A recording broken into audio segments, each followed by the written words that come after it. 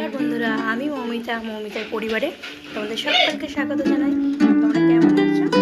সকলে ভালো আছো, আর আমিও তোমাদের আশীর্বাদে খুব ভালো আছি। সকালবেলা 7টা থেকে আমি আমার ব্লগটা শুরু করলাম। আজ হচ্ছে মঙ্গলবার। চা খেতে খেতে আমি মেয়ের কটা ড্রয়িং করেছে সেটাই তোমাদের সাথে শেয়ার করছি। ড্রয়িংগুলো কেমন হয়েছে অবশ্য করে কমেন্ট করে একটু জানিও। কিন্তু নতুন বন্ধুরা যারা আমার চ্যানেলটা প্রথম দেখছো তাদেরকে আমার তরফ থেকে অসংখ্য ভালোবাসা। আর ভিডিওটা ভালো লাগলে অবশ্যই একটা লাইক কমেন্ট করে কিন্তু আমার পাশে থাকো। মিঠিকে স্কুলে দিয়ে আসার সময় দোকান খোলা ছিল, কয়েকটা জিনিস নেওয়ার ছিল, তো নিয়ে নিয়েছি। দেখো ছাতু, চানাচুর, চিড়ে। ছাতুটাও ঢেলে নেব, গরমে যেহেতু জানো যে একটু শরবত খেতে হয়, তো তার জন্য ছাতুটা নিয়ে নিয়েছি। ছাতু দিয়ে লেবু দিয়ে এখন প্রতিদিনই প্রায় শরবত চলবে। তো আমাদের আমার সকল বন্ধুদের কিন্তু পুরো ভিডিওটা দেখার একান্ত কিন্তু অনুরোধ রইল। তোমরা অবশ্যই ভিডিওটা পুরোটা দেখে এটা লাইক কমেন্ট করে যাও। তো দেখো চানাচুর ঢেলে নিয়েছি, সন্ধ্যাবেলা মুড়ি দিয়ে চানাচুর দিয়ে খাওয়া হবে। আর চিড়েটা পোহা করে খাবো, যেদিনকে অন্য কোনো টিফিন থাকবে না সেদিনকে পোহা করে খাবো। তো দেখো একটা স্নেক প্ল্যান্ট বলে মনে হয় এগুলোকে, তো ওইটা একটা লাগিয়ে রেখেছি, দেখতে ভালো লাগে। তো আমি চাদরটাও পাল্টে নিয়েছি, এদিকে বালিশের কভারগুলো পরিয়ে নেব। আমি কি করি বন্ধুরা, যেহেতু গরমটা অনেকটাই পড়ে গেছে, তো দুদিন অন্তর অন্তরই চাদর আর বালিশের কভারটা পাল্টে দিই। এতে কি হয়, মানে ধরো আমরা যখন গরমে ঘামের গন্ধগুলো, ঘামগুলো সব চাদরে লেগে যায় না, দেখটা কেমন একটা গ্যাস হয়। তার জন্য দুদিন অন্তর অন্তর পাল্টে নেওয়াটাই ভালো বলে আমার মনে হয়। তো কভারগুলো পরানো হয়ে গেছে, আমি সুন্দর করে বালিশগুলো গুছিয়ে নেব।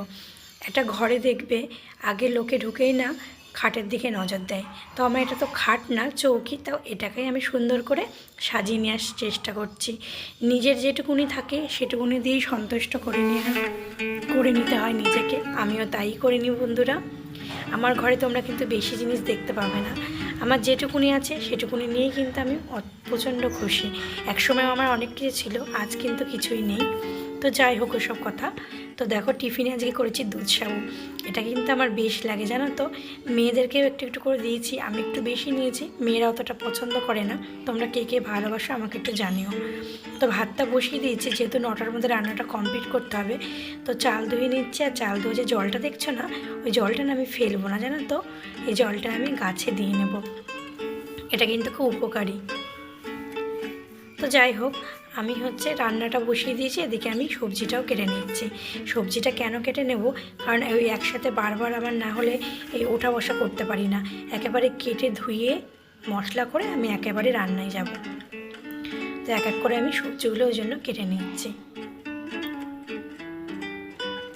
তো আবারও বলছি বন্ধুরা, ভিডিওটা যদি আমার ভালো লেগে থাকে অবশ্যই এটা লাইক কমেন্ট করে আমার পাশে থেকো। আর আমার আগের ভিডিওতে যেসব বন্ধুরা আমাকে ভালোবাসা দিয়েছো তাদের জন্য অসংখ্য অসংখ্য ধন্যবাদ, এত সুন্দর সুন্দর কমেন্ট করার জন্য। তো ডিম সিদ্ধ করে আলু দিয়ে আজকে ঝোল করব, পেঁয়াজ কুচিয়ে রেখেছি তার জন্য। আর দেখো ওদিকে উচ্ছেটাও ভাজা করব পেঁয়াজ দিয়ে। উচ্ছেটা এমনি খুব তেতো লাগে তার জন্য। আর এটা চচ্চড়ি করব, আর এটা মশলা করে রেখেছি ডিমের জন্য। তো মাকে দুধ মুড়ি দিয়ে দেবো, আমার যেহেতু দুধ সাবু খেয়েছি, তো মা আজকে দুধ মুড়ি খাবে টিফিনে। তো আমার রান্না কমপ্লিট হয়ে গেছে, রান্না করাগুলো তোমাদের সাথে শেয়ার করতে পারিনি। তো দেখো ভাত করে নিয়েছি, আর এদিকে উচ্ছে ভেজে নিয়েছি পেঁয়াজ দিয়ে।